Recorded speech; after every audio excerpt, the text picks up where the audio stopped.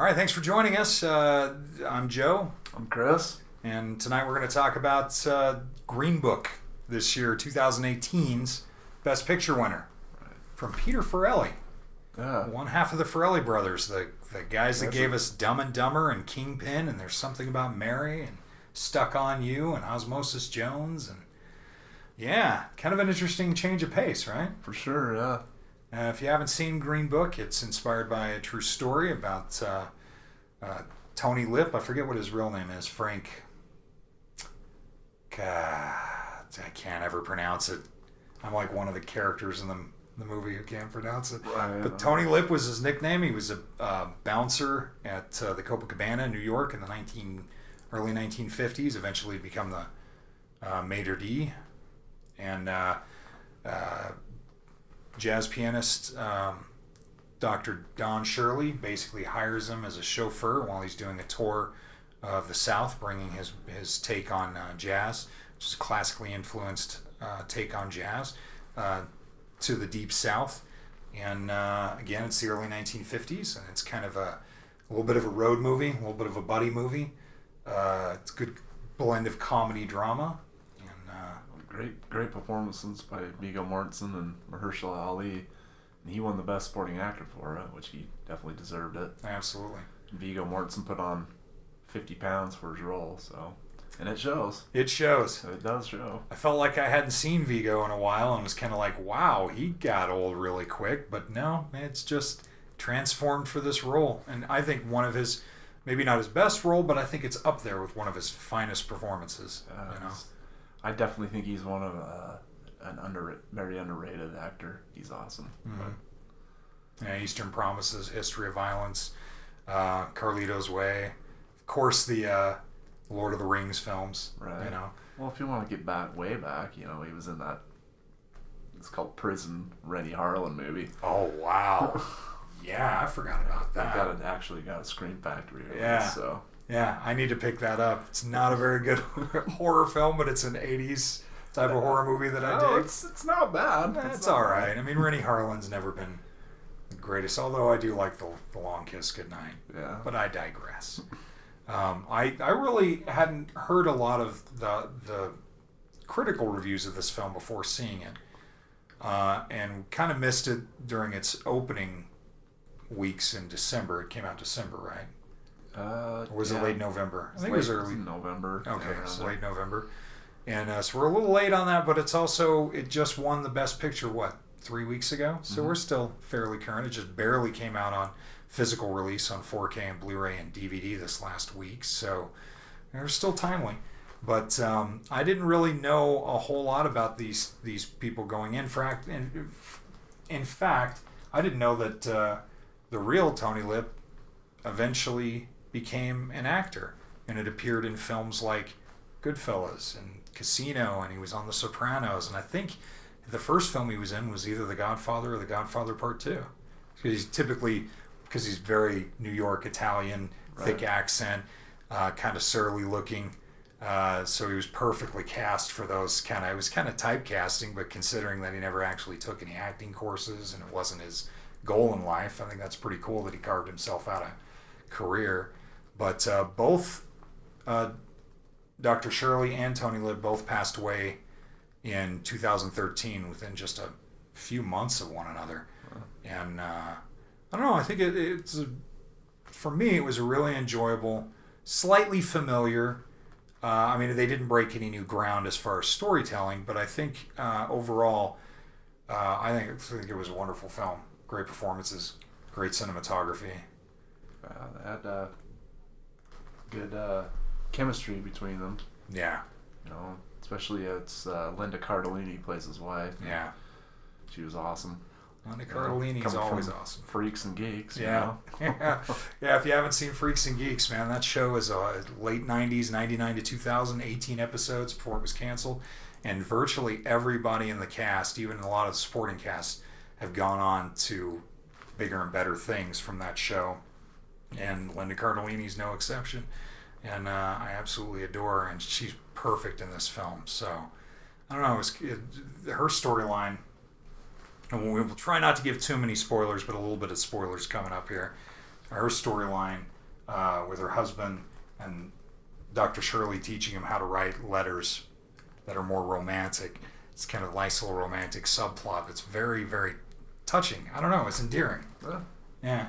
It is definitely a feel-good movie. It's not a gritty, leave you kind of angsty at the end. It's definitely at the end you feel good about it. I don't know. I liked it a lot. I definitely would say it definitely out of the films that was nominated, I think most of the films that were nominated in 2018, Black Panther, Black Klansman, Green Book, I would have been happy if any of them had won. Because I think they were all great films. So it wasn't a disappointment that this won. And I think it deserved it. I think it would have been kind of cool if they'd given it at least to 2 films this year. That would have been interesting, right? Because they've done that before.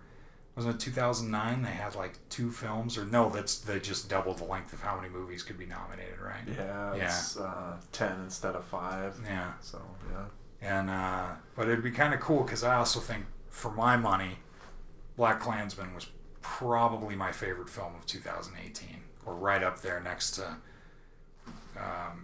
Won't You Be My Neighbor. I don't know. I just loved those 2 movies. Yeah, I agree with you. Yeah. Plus, it's following in a trend. It seems like Hollywood has kind of moved into a few different trends right now. Obviously, superhero movies and franchised effects movies are the big studio releases of the year, right? These event movies and everything. And then it seems to be like the more drama-based, sort of inspired by true stories, seems to be the other wave that they're going in. And I don't know if it's necessarily all Oscar bait, but I mean, Bohemian Rhapsody, Black Klansman, American Animals, Green Book. A lot of films this year, or last year, I should say, that based on true stories. Stan and Ollie, which we talked about a couple episodes ago. So it's kind of it's an interesting trend. You got your romantic comedies, or your comedies in general, your big event movies, and then films like this that seem a little bit more personal. Yeah, it's definitely kind of that's a good change of pace, at least in my opinion. I mean, I agree. The Marvel movies are great and all, but I mean, it just seems that's all that the studios are wanting. The big money makers nowadays. And yeah, unfortunately, that's pushing other filmmakers to seek other avenues, which we talked about too, Netflix and Amazon Prime and Hulu and things. But so it is nice to know that films like this are still coming out, that are, in a way, still kind of have a little bit of that old Hollywood new wave, or American new wave, or new Hollywood kind of feel when the corporations took over the studios. The studio contracts system expired, and pretty much they were going to all the film schools to get all the new filmmakers at the time who were telling more personal films, that were using a lot more locational shooting instead of studio bound, a lot of natural lighting and just experimentation, but they were usually character driven and less action or horror or spectacle driven. So again, nothing against Lucasfilm or Marvel or DC or the Aliens or Predator movies, anything like that. I love that stuff. That's what I grew up with. But over the years, I've developed a taste too for a lot more personal dramas, where you get to see some really fine acting. And again, their chemistry in this film was just flawless. Like, you really do see the friendship build. Right. Yeah.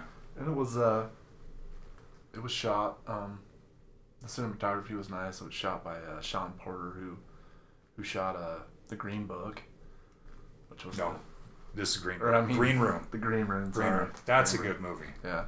If you haven't seen Green Room, you should see Green Room. R.I.P. Anton Yelchin, man. That's just terrible. By the way, speaking of, there's a documentary coming out about him and his career. Oh, nice. It's just tragically cut short back in 2016. So that would be nice to see. Maybe we'll check that out and do a review of it whenever it comes out. But what else did he shoot besides? They're just independent movies, and I'm not sure what Green Room's the only one I recognize. But, okay, yeah. Or I mean, you'd seen. Yeah, I get what we get what you're saying. You know, it's tough with their. I mean, between Hollywood alone, usually releases a couple hundred movies a year. So let alone with foreign films and American independent films, it's tough to keep up on them. But our goal here is to try and talk about the films that are sort of trending, and this is definitely a trending film. Again, Best Picture winner 2018. But we'd also eventually we'll talk about culty films and little hidden gems that you might not have heard of that kind of slip through the radar, as well as Hollywood classics.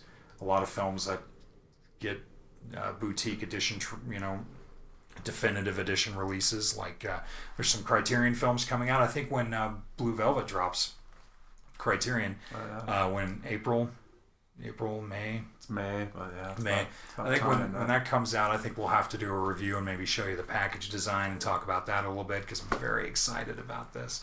So, but I ended up buying Green Book 4K to add to my collection, which I think surprisingly a lot of the films that were nominated for Best Picture or were nominated for Oscars for 2018, a lot of them wound up in my collection this year, like more so than usual. So last year I think was a fairly good year for cinema. Yeah.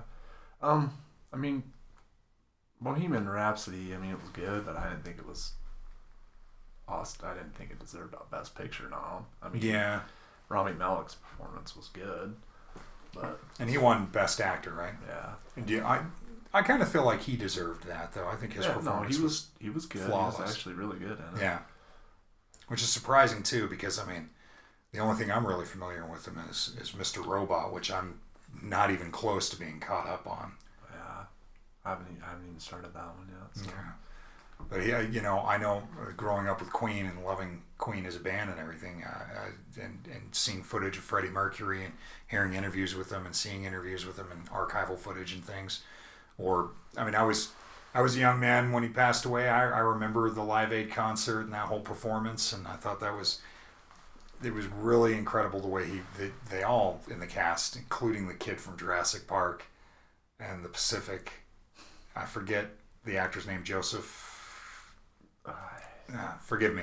I forget the kid's name, but I think he did a good job being that there were only two Yanks in a cast of Brits, I mean, I kind of wish they would have, I don't know, I guess we're kind of going away from the point, but like it didn't really talk about how Brian May scored Mad Max and Road Warrior. Not Mad Max or Road Warrior, that's a different Brian May. That's an Australian film composer. Oh, is it? Yeah, but they did do the score for Flash Gordon, which they paid. Oh, Flash Gordon. Yeah, barely, and Highlander, of course. But yeah, I definitely agree with you. Not good film, but not Best Picture quality, caliber, especially compared to some of the other films that were. But then again, the Oscars always surprise me because I mean, Shakespeare in Love, really, not a terrible film, but over Saving Private Ryan or the Thin Red Line, Terrence Malick's film, or even Life is Beautiful or Elizabeth. Wow. Ordinary People over Raging Bull. The English Patient. Fargo. Fargo. I am totally like Elaine Bennis on that thing, man. I felt like her when that episode of Seinfeld came out where Elaine Bennis freaks out over The English Patient. I was feeling that too, so. But I definitely would give this a 4 out of 4 star rating. What say sure. you? 4 out of 4. It's a great movie. Really, highly recommend it. Yeah, really good experience too. The audience was really good when we saw this too. They were really receptive, so I appreciate that. It's always good when you see a movie and the audience kind of gets into it. Right. Can make the film going experience better when it's a shared experience, right? When people plot at the end of a movie. Like the first time I saw LA Confidential sneak preview of it 2 weeks before it came out. This is really quick, but just by the end of the movie, everyone was applauding, and I was like, "Yeah, that movie, brilliant. Should get a Criterion." So if anybody from the Criterion happens to tune into this, LA Confidential. I'm just saying. But once again, thank you for joining us. We were talking about Green Book. It's now available on 4K, Blu-ray, DVD, and streaming. I'm sure it'll be coming to Netflix. I highly recommend the film. Best Picture winner for 2018. I give it 4 stars. Chris gives it 4 stars. 4 stars. Great performances. Wonderfully shot. Good score, too. The score was really nice, too. Really cinematic, robust, orchestral, you know. Not a lot of those arpeggios that you get in movies these days. Not that it's that type of movie, but, you know, so you wouldn't expect a Hans Zimmer score. So that was a nice change of pace. But thanks for joining us, and thanks for all your support. Please like and subscribe, and we've got more content coming out soon. So we'll see you next time at the Film School.